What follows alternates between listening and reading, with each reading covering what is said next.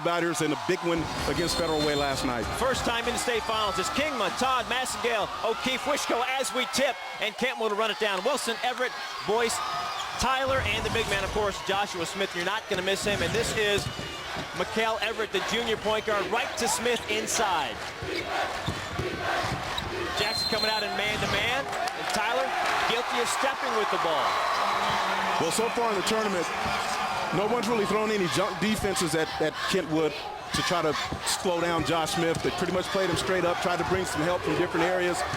But the reason they're here tonight is because the supporting cast around him has played excellent basketball. And a nice move there, Kingman going baseline, not an outside shot, but an inside, easy layup with the left hand, and Jackson on top, 2-0.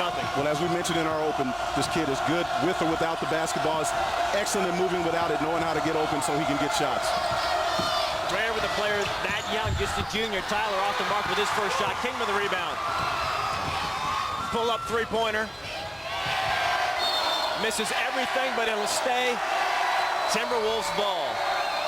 As we mentioned, unwavering confidence. Well, as you said, he's a gunslinger, and he's not going to stop shooting. I mean, he gets anywhere from 22 to 25 shots up per night, thusly the 25-point scoring average, but he's a good shooter. Massengale drives, held by Everett, the first foul of the game. Jackson really led by these three guards. Ryan Todd, Kingman, and that man right there. Marshall Massengale handles the ball mostly. He'll be the point guard. Oh, and a nice pass inside. O'Keefe can't handle it, but Wishko runs it down. Kingman with a nice dish inside, and O'Keefe puts it up and in. Well, they really moved the basketball well, that being Jackson. All of the guys move well without the basketball. All of these guys on the floor right now for them are good ball handlers and good passers, and that makes them very dangerous. Smith getting the ball down low. One dribble, creates space. That was easy. Now they should throw it in there all night and make Jackson make the adjustment. You can see early Jackson's going to try to get up and down the floor, make Josh Smith work. So far, there's been a couple teams that have tried that. It has not worked because when they can slow the game down and get it inside to him, you can't stop him. Second straight air ball by Kingma. Smith taps it down, and Kentwood's got the ball. Maybe some nerves. You would expect so in a state title game. Nice dish inside, and Wilson converts. As we said, Smith third in the tournament in assists. Right, and as we mentioned, his skill set may surprise you. Don't be fooled by his size. We'll talk a little bit later about the knee injury he had earlier in the year that has kind of made his conditioning suffer a little bit, but don't be fooled. Massengale to the rack, off the rim. A great drive and a great look. And I love Massengale's energy and the way he plays the game that particular time. Lay the ball off the board, son. Even straight on, it's okay to hit that backboard. Absolutely. Wilson to Smith, who literally brings down the backboard. We're going to take a look at this. I think the support might be loose. Oh, my goodness. You know, well, again, this is a kid, you can't simulate his size in practice. So you can have a game plan, you can say we're going to do this, we're going to do that, but until you get on the court with him and see how big he is, and again, that skill set will surprise you. Ryan Todd, the lefty, hits his first shot. The senior going to SPU next year. Now, Jackson early is doing a good job of putting Smith in the pick and roll defensively, and it's kind of like Shaq. He doesn't really want to come out and defend it real aggressively, and they've been able to knock down some shots by putting him in the pick and roll. Wilson off the mark on a three-pointer. Ryan Todd, a very good rebounding guard. He had 12 rebounds last night in their win over Federal Way. And a nice move, and Smith gets it. And there's going to be a goaltending call, and Todd gets his second straight bucket. And I love their early game plan by Jackson. They're going to push, which is their style of play, so it works for them. It's not like they're out of character. They're going to push the ball at every opportunity, miss and made baskets, and really try to make the pace of this game work in their favor. And again, it's all predicated on trying to make Josh Smith work as hard as he can.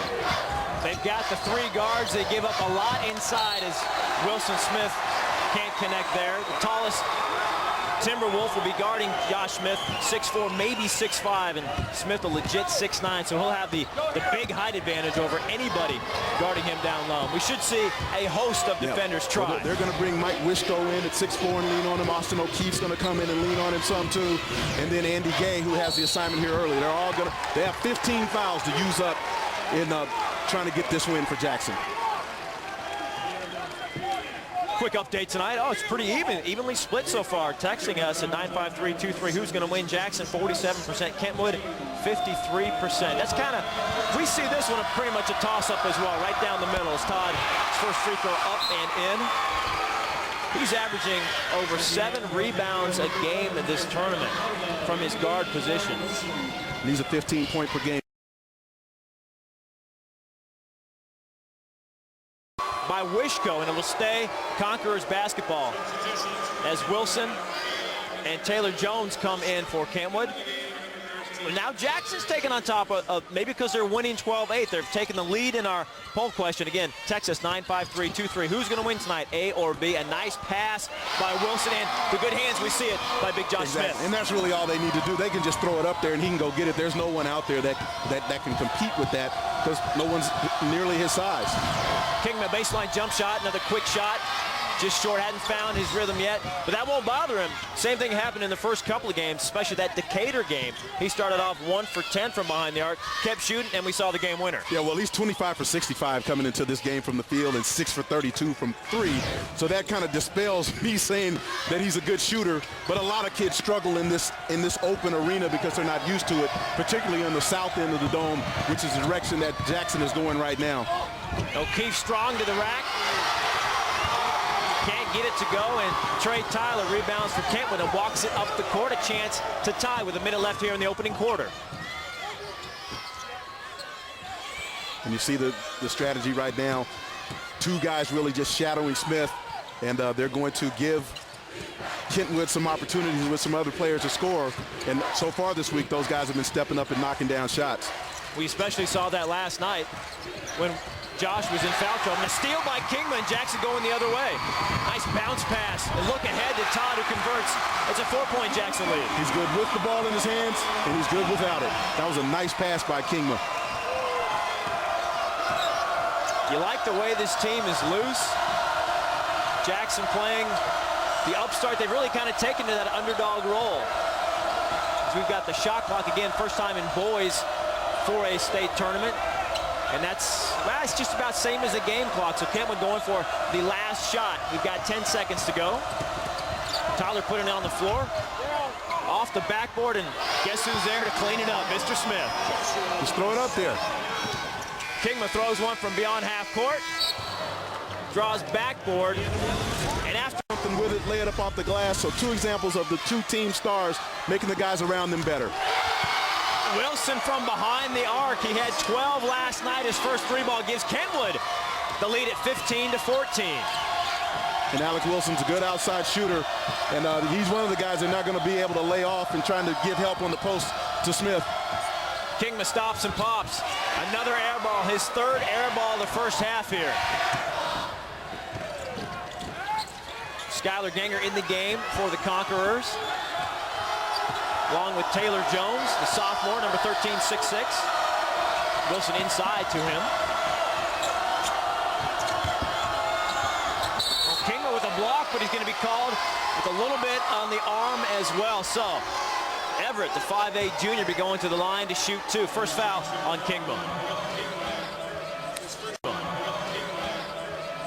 Well, Mikael Everett gets an opportunity along the baseline to score, although he had 2 defenders right in his face, so he gets kind of bailed out with that foul call. But again, the Jackson strategy at this point is just to shadow Smith along the lane there, and the Kentwood players are going to have to find opportunities, as they have all week long, to kind of pick their spots. But they still need to not be deterred by trying to get the ball to Smith, because there's 2 guys there, because if they have the right passing angles, they're still going to be able to get the ball to him just because of his sheer size. And again, who you're rooting for and why. Texas 95323 includes your name and city.